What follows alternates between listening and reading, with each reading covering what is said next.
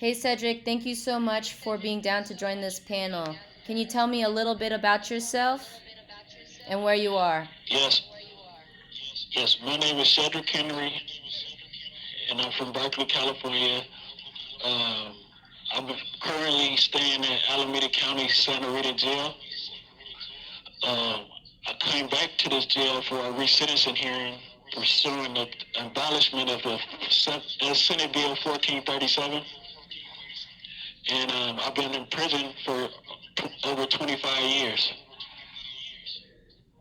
Thank you so much. Thank you so much. Um, well, we have two questions for you. The first one is, can you share what the impacts of being incarcerated in Santa Rita Jail has been on your mental health? It's been a nightmare. We, um, as I said, I've been incarcerated for a long time, so I've actually been diagnosed for having anxiety, and since I've been back here, when I first came, they put me in a cell, and after a few months, because we're locked down like 21 hours a day, and it started feeling like the cells was closing in on me, and I was having panic attacks like I need to get out the cell, I need to get out the cell, I need to get out the cell. I need air, like going through my head to the point I was like counting cells and doors, how long it would take to actually get that feeling out of my body of being free. And it happens. And so I put in medical slips requesting mental health uh, regarding this. And after maybe a month and a half, they finally called me in. And when they called me in, they put me in a holding tank and closed it. And it didn't have no windows in the holding tank. And instantly, the panic attack started happening. So I'm banging on the door, asking them to get me out of here, like take me out of here. And they wouldn't do it. They wouldn't do it. And finally, a deputy came, and he's like, "Do you want to see the psych?" I was like, "You're gonna have to wait if you want to see the psych." I was like, "Man, just take me back to the building. I don't want to be in the cell. I can't be locked up in here. I do want to see a psych, but I don't want to be locked in this cell." That's the reason why I put in a slip. So the deputy escorted me back to the building, and I basically had to deal with it all on my own.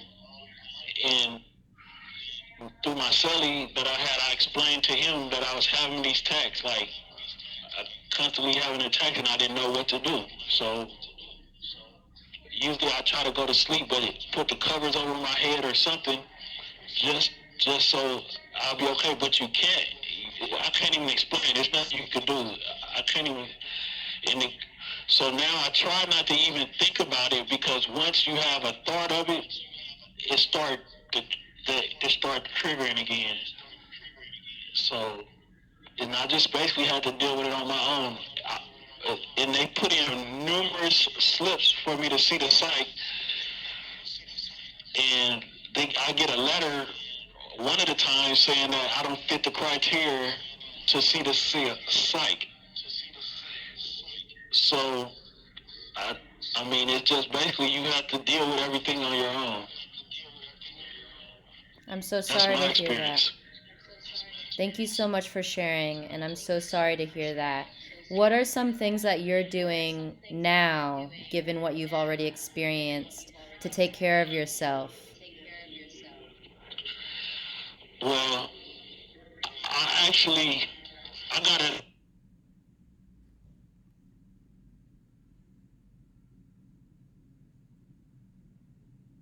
Cedric?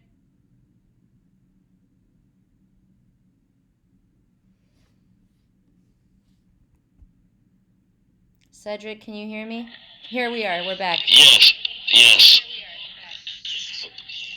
So I studied doing legal work because I did have some deadlines that I had to do for some writ habeas corpus I was doing, so I could get into that.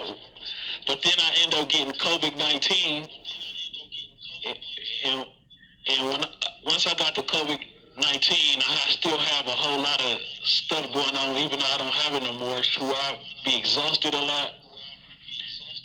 I couldn't read, like, I'll read a page of something and be like, it's too much, and I just have to sit it down.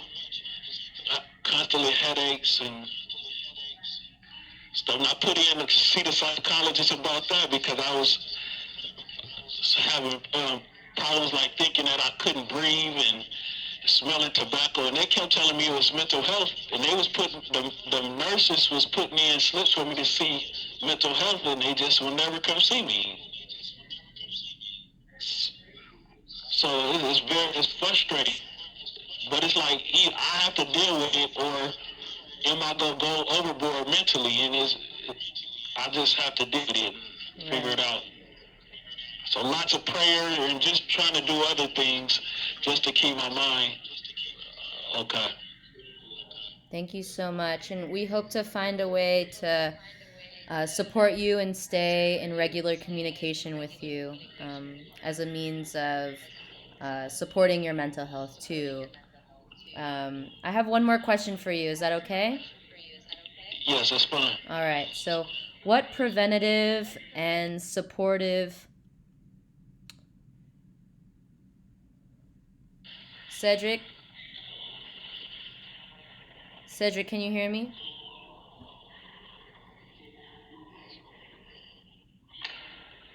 Cedric?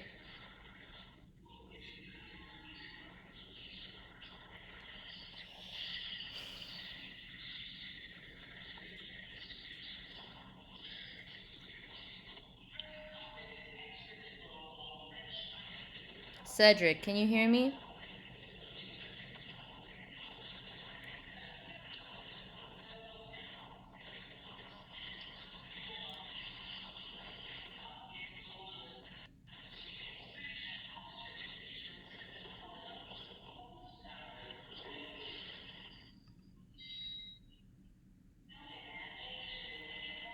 Hello?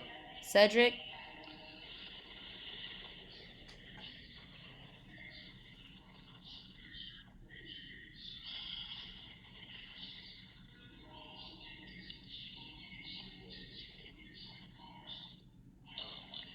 One more question.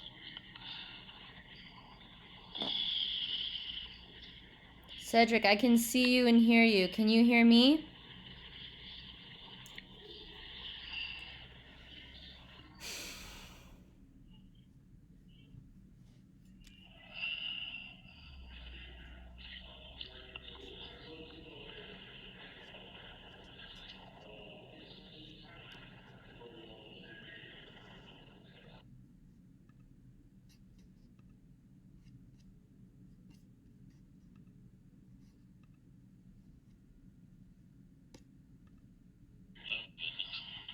Cedric, we're back. Yes. You can hear me and see me?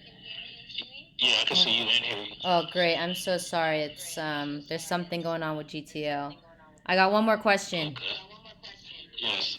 All right. What preventative and supportive services in the community would you like to see to support your wellness and the wellness of other people who are locked up in Santa Rita Jail? What would have been helpful to you for you to have as a youngster in Berkeley? I believe one of the things could have been a lot of more mentorship programs to kind of educate us, I would say minorities, basically, Yeah. of history, and that we'll be able to educate us of what role we're playing, that it played into us down our behavior, then and basically explaining the concepts of what's really going on in the world, and be able to be more persuasive on why we should try to live a different way of life. And also employment opportunities, because I was 21 years old when I failed, but I remember one time in my life I was like, I want something different, and I was filling out applications after applications after applications, no phone call back, and any job that I could get was like minimum wage where I wouldn't be able to pay for a apartment, or, or a car or anything. You just make enough money just to go back to work. Right. So employment opportunities. I believe therapy, counselors to talk to us.